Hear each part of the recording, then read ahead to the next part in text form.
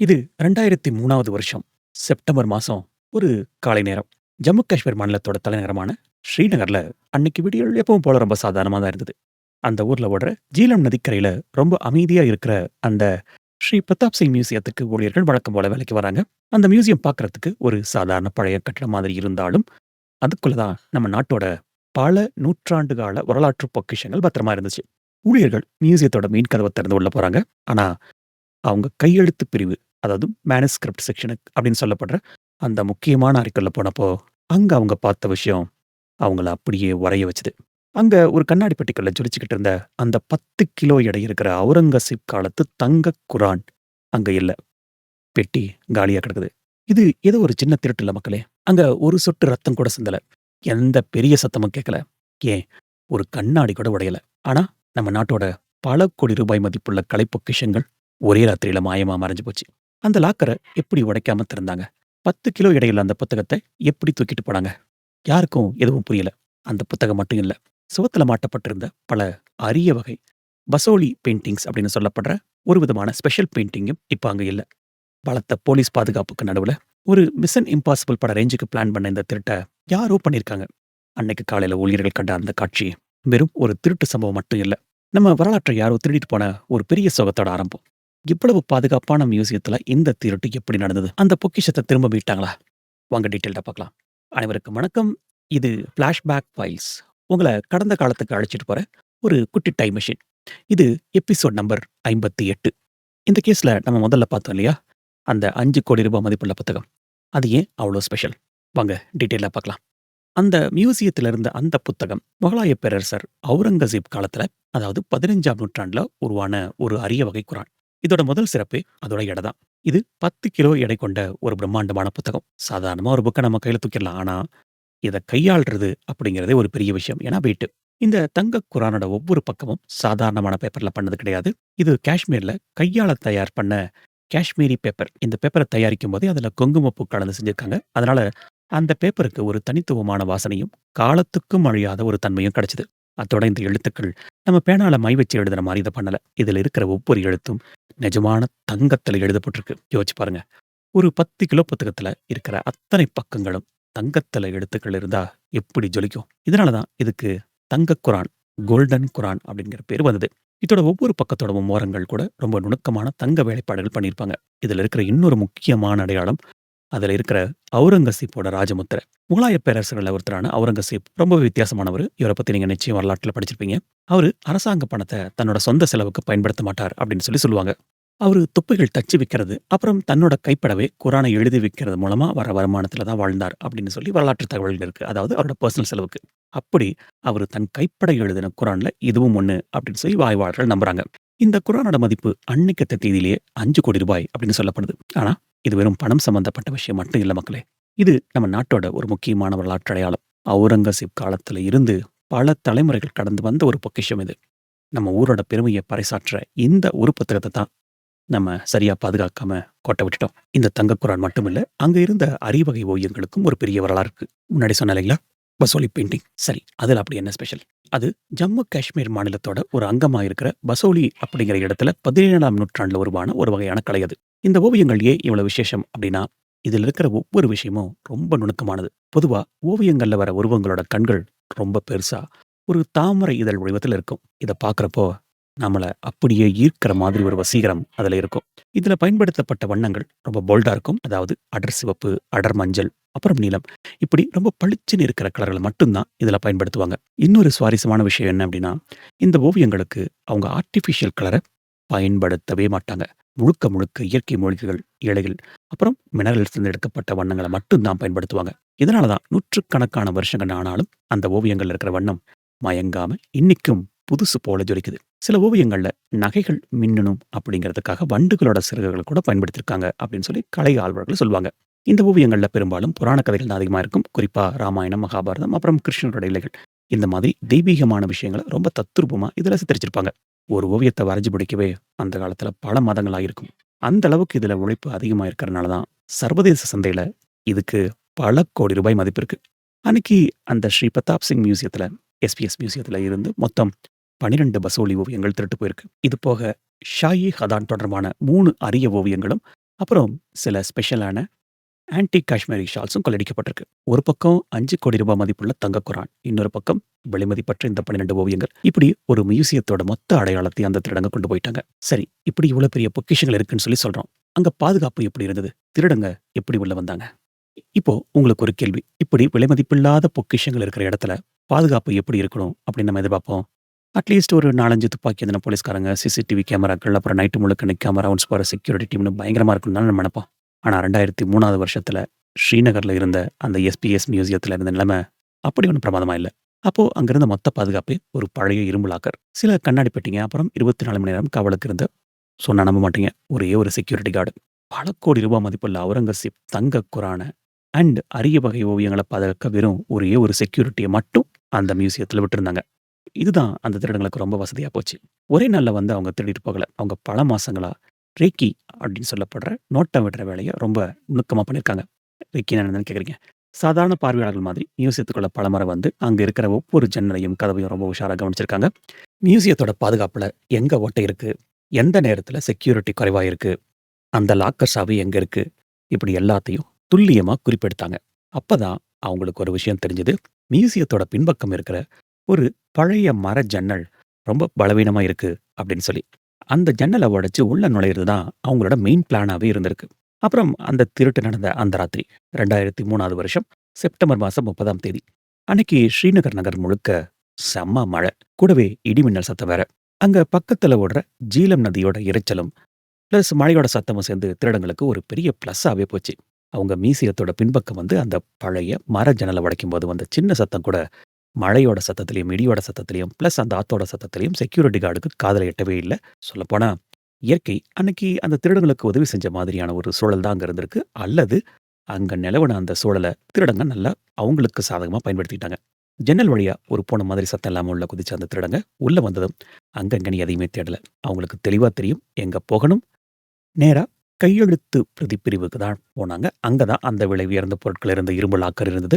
இவ்ளோ பெரிய லாக்கர உடைக்கணும் அப்படின்னா, பெரிய மெஷினோ இல்ல வேற ஏதாவது கனமான ஆயுதமோ வேணும். ஆனா, அப்படி பண்ணா கண்டிப்பா சத்தம் வரும். ஆனா, போலீஸ் வந்து செக் பண்ணப்போ, அந்த லாக்கர் எந்த சேதமும் இல்லாம சாவி போட்டு திறந்த மாதிரி இருந்தது. இங்க தான் ஒரு பெரிய விஷயம் இருக்கு. அந்த லாக்கர் சாவி எங்க இருக்குன்னு வெளியாட்களுக்கு எப்படி தெரியும்? மியூசியத்துக்குள்ள இருக்கிற அந்த ரகசிய லாக்கர் சாவிய திருடங்க ஈஸியா எடுத்திருக்க முடியாது. சோ, போலீஸ் விசாரணையில ஒரு சந்தேகம் எழுந்துச்சு. ஒருவேள மியூசியத்துக்கு உள்ள வேலை பார்க்குற யாரோ ஒரு ஊழியர் தான் இவங்களுக்கு உதவி பண்ணியிருக்கணும். இப்படின்னு போலீஸ் முடிவு பண்ணாங்க. அந்த ஊழியர் மூலமா லாக்கர் சாவி எங்க இருக்கு? ராத்திரி நேரத்துல எந்த கதவு பலவீனமா இருக்கு? இது போன்ற ரகசியங்கள் கசிஞ்சிருக்கலாம். இதுல இன்னொரு விஷயமும் நம்ம கவனிக்கணும். இன்னைக்கு நம்ம சாதாரணமா வீட்டுக்கு வீடு பார்க்குற சிசிடிவி கேமராக்கள், இல்ல யாராவது உள்ள நுழைஞ்சா சத்தம் போடுற நவீன சென்சார்கள், இந்த மாதிரி எந்த விஷயமும் அந்த காலகட்டத்துல அந்த மியூசியத்துக்குள்ள இல்லவே இல்ல. சோ, அந்த திருடங்க எந்த பயமும் இல்லாம உள்ள நுழைஞ்சு 1 மணி நேரத்துக்குள்ள அத்தன வேலையையும் கச்சிதமா முடிச்சிருக்காங்க. வந்த வழியே அந்த ஜன்னல் மூலமாவே அவங்க மழையோட மழையா மாயமா மறைஞ்சு போயிட்டாங்க. சொல்லப்போனா, இவ்வளவு அஜாக்கிரதையா ஒரு மியூசியம் இருந்தது தான் அந்த திருட்டுக்கு மிக முக்கியமான காரணம்னு ஜம்மு காஷ்மீர் உயர் நீதிமன்ற நீதிபதி பின்னால ரொம்ப கோவப்பட்டாரு. நம்ம வரலாற்ற பாதுகாக்கிற இடங்களுக்கு இவ்வளவு குறைவான பாதுகாப்பா? அப்படின்னு சொல்லி அதிகாரிகள கேள்வி கேட்டாரு. எப்போதுமே இந்த மாரி விஷயங்கள பொறுத்தவரைக்கும் வருமுன் காப்பது தான் சிறந்ததுன்னு சொல்லுவாங்க. ஆனா, இங்க அந்த பொக்கிஷம் திருட்டு போனதுக்கு அப்புறம் தான் நமக்கு பாதுகாப்போட அருமையே புரிஞ்சுது. திருட்டு முடிஞ்ச அடுத்த நாள் காலையில அந்த மியூசிய ஊழியர்கள் பதறி அடிச்சுக்கிட்டு போய் ஸ்ரீநகர்ல இருக்கிற ராஜ்பாக் போலீஸ் ஸ்டேஷன்ல ஒரு புகார குடுக்குறாங்க. இந்த திருட்டு சம்பவம் எவ்வளவு பெருசு அப்படின்னு போலீஸ்க்கு அப்பவே புரிஞ்சுது. உடனே அந்த சம்பவ இடத்துக்கு போய் அன்னைக்கே எஃப்ஐஆரும் பதிவு செய்யப்படுது. விசாரணை சூடுபிடிக்க ஆரம்பிக்குது. அன்னைக்கு விசாரணைக்கு வந்த போலீஸ்காரங்க மியூசியத்த அக்கு வேற, ஆணி வேறையா செக் பண்றாங்க. அவங்களுக்கு அங்க முன்னாடி இருந்த ரொம்ப பெரிய சவால் என்னன்னா, உடைஞ்சு கிடந்த சில கண்ணாடி துண்டுகள், அத தவிர அந்த தங்கக் குரான் இருந்த காலியான இடம். இது மட்டும் தான். திருடங்க மத்தபடி எந்த தடயத்தையும் விட்டு வைக்கல. மோப்ப நாய்கள் வரவழைக்கப்பட்டது. கைரேகை நிபுணர்கள் வரவழைக்கப்பட்டாங்க. எல்லாம் தரோவா செக் செய்யப்பட்டது. ஆனா, அந்த திருடங்க ரொம்ப உஷாரா கையுறை போட்டிருந்தனால, எதுவுமே போலீஸால கண்டுபிடிக்க முடியல. ரைட். அடுத்தது என்ன பண்ணலான்னு போலீஸ் யோசிச்சப்போ, அவங்களுக்கு அங்க வேலை செஞ்ச மியூசிய ஊழியர்கள் மேல சந்தேகம் எழுந்தது. ஏன்னு பார்த்தா, முன்னாடியே பார்த்த மாதிரி 2 முக்கியமான காரணங்கள். 1 அந்த லாக்கரோட ரகசியம். அந்த பெரிய இரும்பு லாக்கர் எந்த சேதமும் இல்லாம சாவி போட்டு திறக்கப்பட்டிருக்கு. அப்படின்னா சாவி எங்க ஒளிச்சு வச்சிருக்காங்க அப்படின்னு வெளியாளுக்கு தெரிஞ்சிருக்கு. சோ, உள்ள இருக்கிற ஆள் தான் அத பண்ணியிருக்க முடியும். அதுக்கு அடுத்தது அவங்களோட என்ட்ரி பாயிண்ட் எங்க வீக்கா இருக்கு அப்படிங்கிறதும் அந்த திருடங்களுக்கு தெரிஞ்சிருக்கு. சோ, போலீஸ் அங்க வேலை செஞ்ச ஒவ்வொருத்தரையும் தனித்தனியா விசாரிக்க ஆரம்பிச்சாங்க. அவங்களோட பின்னணி எல்லாத்தையும் கண்காணிச்சாங்க. ஆனா பல நாள் ஆகியும் லோக்கல் போலீஸால அந்த குற்றவாளிகள கண்டுபிடிக்க முடியல. திருடன் எவ்வளவு புத்திசாலியா இருந்தாலும், ஏதாவது ஒரு சின்ன தடயத்த விட்டுட்டு போவான் அப்படின்னு சொல்லி போலீஸ் நம்புனாங்க. ஆனா, இந்த திருடங்க ரொம்ப கில்லாடிகளா இருந்தாங்க. விஷயம் ரொம்ப சீரியஸ் ஆச்சு. மாநில அரசு இந்த வழக்க சிபிஐ அப்படின்னு சொல்லப்படுற மத்திய புலனாய்வு பிரிவு அப்படின்னு சொல்லப்படுற, அதாவது சென்ட்ரல் பியூரோ ஆஃப் இன்வெஸ்டிகேஷன் கைக்கு மாத்துனாங்க. சிபிஐ அதிகாரிகள் ஒரு புது கோணத்துல விசாரணைய தொடங்குனாங்க. அவங்க வெறும் காஷ்மீர்ல மட்டும் தேடாம இந்தியா முழுக்க வலவரிச்சாங்க. சர்வதேச சந்தையில இந்த மாதிரி பொருட்கள் விற்க வாய்ப்பு இருக்கிறதுனால சிபிஐ ரொம்ப உஷாராவே இந்த வேலைய ஆரம்பிச்சாங்க. நாட்கள் வாரமாச்சு, வாரங்கள் மாசங்கள் ஆச்சு. ஆனா அந்த 10 கிலோ தங்க குரான் எங்க இருக்கு அப்படின்னு சொல்லி யாருக்குமே தெரியல. சோ அடுத்தது சிபிஐ சர்வதேச போலீஸ் அமைப்பான இன்டர்போல் உதவிய நாட ஆரம்பிச்சாங்க. ஏன்னா ஆப்வியஸ்லி இது ஒரு சாதாரண திருட்டு இல்ல. இது நாட்டோட வரலாற்று அடையாளம் காணாம போன விஷயம் அப்படிங்கிறனால இன்டர்போலுக்கு இத தெளிவா சொன்னாங்க. சிபிஐ அதிகாரிகள் அந்த 10 கிலோ தங்க குரான் அண்ட் காணாமல் போன அந்த 12 ஓவியங்களோட புகைப்படங்கள உலகத்துல இருக்கிற எல்லா முக்கியமான மியூசியங்களுக்கும் அனுப்பி வச்சாங்க. அது மட்டும் இல்லாம லண்டன், நியூயார்க் மாதிரியான இடங்கள்ல இருக்கிற பெரிய பெரிய ஏல நிறுவனங்கள், அதாவது ஆக்ஷன்ஸ் பண்றாங்க இல்லைங்களா? அவங்களுக்கும் ஒரு எச்சரிக்கை செய்தி போச்சு. இந்த அடையாளங்கள் இருக்கிற பொருட்கள் எங்கேயாவது ஏலத்துக்கு வந்தா, இல்ல யாராவது விக்கிறதுக்கு வந்தாங்க அப்படின்னா, உடனே எங்களுக்கு தகவல் குடுங்க அப்படின்னு சொல்லி ஒரு ரெட் அலர்ட்டும் குடுத்தாங்க. இப்படி அவுரங்கசீப்போட ராஜமுத்திரை பதிச்ச அந்த தங்கக் குரானோட விவரங்கள் உலக கலைச்சந்தையில ஒரு முக்கியமான பிளாக் லிஸ்டான பொருளா மாத்துனாங்க. சிபிஐ அதிகாரிகள் திருடப்பட்ட அந்த பொருளோட புகைப்படங்கள வச்சு ஒரு பெரிய தேடுதல் வேட்டைய தொடங்குனாங்க. ஆனா எவ்வளவோ முயற்சி பண்ணியும் அந்த திருடங்க ரொம்ப தந்திரமா அந்த பொருள எங்கேயோ ரகசியமான இடத்துல பதுக்கி வச்சிருந்தாங்க. இந்த சமயத்துல தான் ஒரு மிகப்பெரிய ட்விஸ்ட் நடந்தது. 2015வது வருஷம் மைசூர்ல ஒரு அரிய குரான் சிக்கியிருக்கு அப்படின்னு தகவல் வந்தப்போ, இந்த கேஸ்ல ஒரு மிகப்பெரிய திருப்பம் ஏற்பட்டது. திருட்டு போய் 12 வருஷம் கழிச்சு, அதாவது 2015வது வருஷத்துல கர்நாடக மாநிலம் மைசூர் நகர்ல இருந்து ஒரு செய்தி வருது. அங்க இருக்கிற லோக்கல் போலீஸ் ஒரு கிரிமினல் கும்பல பிடிச்சப்போ, அவங்க கிட்ட இருந்து ஒரு பழைய குரான் சிக்கியிருக்கிறது அப்படிங்கிற தகவல் தான் அது. இது ஒட்டுமொத்த இந்தியாவோட கவனத்தையும் மைசூர் பக்கம் திருப்புச்சு. மைசூர்ல பிடிபட்ட அந்த திருட்டு கும்பல் அந்த புத்தகத்த ஒரு பெரிய விலைக்கு விக்க பார்த்திருக்காங்க. அந்த புத்தகம் 400 வருஷ பழமையானது அப்படிங்கிறதும் தெரிய வந்ததும், சிபிஐ அதிகாரிகளுக்கு ஒரு பெரிய நம்பிக்கை வந்தது. ஏன்னா, ஸ்ரீநகர்ல காணாம போன அந்த அவுரங்கசீப் காலத்து தங்கக் குரான் ஏறக்குறைய அதே காலத்த சேர்ந்தது. ஒருவேளை இவ்வளவு வருஷமா தேடிட்டு இருந்த அந்த பொக்கிஷம் மைசூர்ல தான் ஒளிஞ்சிருக்கோ! அப்படின்னு அதிகாரிகள் ரொம்ப ஆர்வமானாங்க. இது இந்த கேஸ்ல ஒரு மிகப்பெரிய பிரேக் த்ரூ அப்படின்னு எல்லாருமே நம்ப ஆரம்பிச்சாங்க. உடனே சிபிஐ அதிகாரிகள் இந்த விஷயத்த ஜம்மு காஷ்மீர் மாநில அரசுக்கு தெரியப்படுத்துனாங்க. மைசூர்ல சிக்கியிருக்கிறது நிஜமான அந்த திருட்டு போன தங்கக் குரான் தானா அப்படின்னு உறுதி செய்யறதுக்காக ஸ்ரீநகர் மியூசியத்துல இருந்து ஒரு ஸ்பெஷல் டீம் மைசூருக்கு அனுப்பி வைக்கப்பட்டது. அந்த டீம்ல பழங்கால கையெழுத்துக்கள ஆய்வு பண்ற எக்ஸ்பர்ட்ஸ் இருந்தாங்க. அவங்க மைசூருக்கு போனப்போ, அங்க ஒரு பெரிய பரபரப்பு இருந்தது. அந்த நிபுணர் குழு மைசூருக்கு போய், அங்க மீட்கப்பட்ட அந்த புத்தகத்த ரொம்ப நுணுக்கமா ஆய்வு பண்ண ஆரம்பிச்சாங்க. அந்த புத்தகத்தோட ஒவ்வொரு பக்கத்தையும், அதில இருந்த எழுத்துக்கள், அதுக்கு கீழ இருந்த பேப்பரோட தரம், இது எல்லாத்தையும் கம்ப்ளீட்டா செக் பண்ணாங்க. முதல்ல பார்க்கறதுக்கு அந்த புத்தகம் ரொம்ப பழமையானதா, கையால எழுதப்பட்ட ஒரு அரிய வகை குரான். அதே மாதிரி இருந்தது. இதனால அந்த டீம்ல இருந்தவங்களுக்கு ஒரு நிமிஷம் உண்மையிலேயே சந்தோஷம். ஆனா அந்த சந்தோஷம் ரொம்ப நேரம் நீடிக்கல. அந்த நிபுணர் குழு ஒரு முக்கியமான விஷயத்த தேடுனாங்க. அதுதான் முகலாய பேரரசர் அவுரங்கசீப்போட அந்த ராஜமுத்திரை. நம்ம ஏற்கனவே பார்த்த மாதிரி, அவுரங்கசீப் அவரோட கைப்பட எழுதின அந்த அரிய வகை குரான்கள்ல அவரோட தனிப்பட்ட முத்திரை கண்டிப்பாக இருக்கும். அந்த 10 கிலோ தங்கக் குரான்ல மிக முக்கியமான அடையாளம் அதுதான். ஆனா மைசூர்ல சிக்கின அந்த புத்தகத்த அக்கு வேற, ஆணி வேறையா தேடி பார்த்தும் கூட அந்த முத்திரை அங்க இல்ல. அது மட்டும் இல்லாம ஸ்ரீநகர் மியூசியத்துல திருட்டு போன அந்த புத்தகம் முழுக்க முழுக்க தங்கத்தால எழுதப்பட்டது. ஆனா, மைசூர்ல இப்படிப்பட்ட புத்தகத்துல தங்க வேலைப்பாடுகள் இருந்தது. ஆனா, அந்த அளவுக்கு இல்ல. இதையும் அந்த நிபுணர் குழு இன்ச் பை இன்ச்சா ஆய்வு பண்ணதுல கண்டுபிடிச்சாங்க. இது எல்லாத்தையும் முழுசா ஆய்வு பண்ணி ஒரு பெரிய ஏமாற்றத்தோட தங்களோட அறிக்கைய குடுத்தாங்க. மைசூர்ல பிடிபட்டது என்னவோ ஒரு பழைய குரான் தான். ஆனா, அது நம்ம தேடிட்டு இருக்கிற அந்த 10 கிலோ தங்க குரான் கிடையாது. அப்படின்னு அஃபிஷியலா சொன்னாங்க. 12 வருஷத்துக்கு அப்புறம் கிடைச்ச ஒரு பெரிய நம்பிக்கை ஏமாற்றத்திலேயே முடிஞ்சிருச்சு. இதுவும் சிபிஐ அதிகாரிகளுக்கு ஒரு பெரிய பின்னடைவா பார்க்கப்பட்டது. சோ, மொத்த விசாரணையும் திரும்ப பேக் டூ ஸ்கொயர் ஒன். அடுத்து 2018வது வருஷம் சிபிஐ ஒரு மிக முக்கியமான முடிவு எடுத்தாங்க. பல வருஷமா எல்லா வழியிலும் முயற்சி பண்ணி பார்த்தாச்சு. அந்த திருடங்களையோ, இல்ல அந்த விலைமதிப்பற்ற பொக்கிஷங்களையோ கண்டுபிடிக்க முடியல. இந்த உண்மைய அவங்க ஒத்துக்கிட்டாங்க. சோ 2018வது வருஷம் சிபிஐ இந்த வழக்க அதிகாரப்பூர்வமா முடிச்சு வைக்கணும் அப்படின்னு சொல்லி நீதிமன்றத்துல ஒரு ஃபைனல் ரிப்போர்ட்ட தாக்கல் பண்ணாங்க. அதுல அவங்க சொன்ன விஷயம் என்னன்னா, இந்த வழக்க பொறுத்தவரைக்கும் துப்பு எதுவும் கிடைக்கல. அன்ட்ரேஸ்ட் அப்படிங்கிறது தான். சட்டப்படி அன்ட்ரேஸ்ட் அப்படின்னு ஒரு கேஸ சொல்லிட்டாங்கன்னா, அதுக்கப்புறம் அந்த விசாரணை அங்கேயே முடங்கிடும். ஸ்ரீநகர்ல இருக்கிற தலைமை நீதித்துறை நடுவர் நீதிமன்றம் சிபிஐயோட இந்த அறிக்கையை ஏத்துக்கிட்டு வழக்க முடிச்சு வைக்காங்க. இன்னைக்கு தேதியில அந்த 15ஆம் நூற்றாண்டை சேர்ந்த அவுரங்கசீப் காலத்து தங்க குரான் எங்க இருக்கு அப்படிங்கிறது யாருக்குமே தெரியாது. அதே மாதிரி அந்த 12 அரிய வகை பசோலி பெயிண்டிங் மாயமா மறைஞ்சு போச்சு. வரலாற்று ஆய்வாளர்கள் என்ன சொல்றாங்கன்னா, இந்த பொருட்கள் எல்லாம் ஒருவேளை சர்வதேச கள்ளச்சந்தை மூலமா வெளிநாட்டுக்கு கடத்தப்பட்டு, அங்க இருக்கிற யாரோ ஒரு பெரிய கோடீஸ்வரரோட தனிப்பட்ட, அதாவது பிரைவேட் கலெக்ஷன் சொல்லுவோம் இல்லைங்களா? அதுல ஒரு அலங்கார பொருளா இருக்கலாம் அப்படிங்கிறது தான்.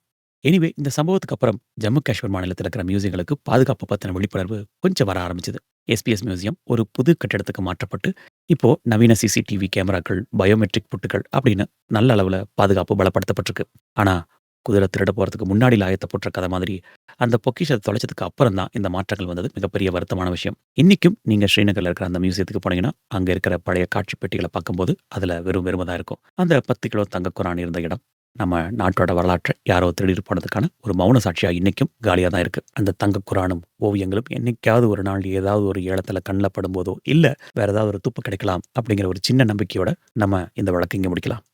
ஆல் ரைட் மக்களே, இந்த கேஸ் ஸ்டடி உங்களுக்கு ஒரு புதுவிதமான பார்வைய தந்திருக்கும்னு நம்புறேன். வேற ஏதாவது சுவாரஸ்யமான இல்ல மர்மமான வழக்க பத்தி பேசணும் அப்படின்னு நீங்க ஆசைப்பட்டா, அத கமெண்ட்ல சொல்லுங்க. இந்த வீடியோ உங்களுக்கு பிடிச்சிருந்தா லைக் பண்ணுங்க. உங்களோட ஃபிரெண்ட்ஸ் அண்ட் ஃபேமிலிக்கு ஷேர் பண்ணுங்க. உங்களோட கருத்துக்கள கமெண்ட் பண்ணுங்க. இன்னும் சப்ஸ்கிரைப் பண்ணாம பார்க்குறீங்க அப்படின்னா, மறக்காம சப்ஸ்கிரைப் பண்ணுங்க.